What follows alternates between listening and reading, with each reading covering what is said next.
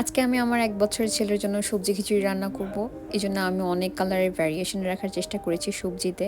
আমি নিয়েছি পেঁয়াজ কুচি, ১ কোয়া রসুন কুচি, একটা বরবটি, হাফ টমেটো এবং ছোট একটা আলু ছোট, ছোট কুচি করে নিয়েছি।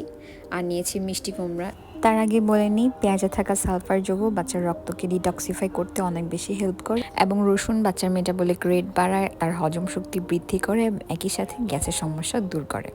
তো এগুলো সবগুলো সবজি এবং চালটাকে আমি লবণ, হলুদের গুঁড়া এবং সামান্য জিরা গুঁড়া দিয়ে ভালোভাবে মেখে নিব।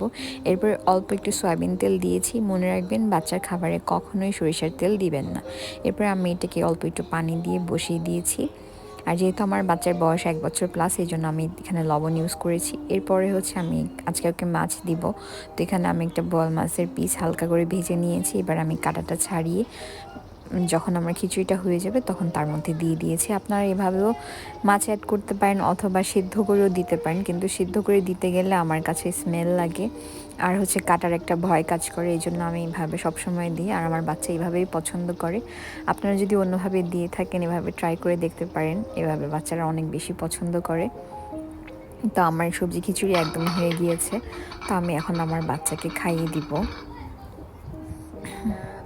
সে কোনো খাবারই প্রথমে খেতে চায় না, মুখে নেয় না, কিন্তু প্রথমে ২-১ বার জোর করে দেওয়ার পর যখন দেখে যে খাবারটা মজা লাগছে তখন সে সেটা কন্টিনিউ করে। ইয়াজের ক্ষেত্রে প্রতিবারই এমন হয়। ওকে এক জায়গায় বসে খাওয়ানো যায় না, ও খেলতে খেলতে খেতে পছন্দ করে, এনজয় করে জিনিসগুলো।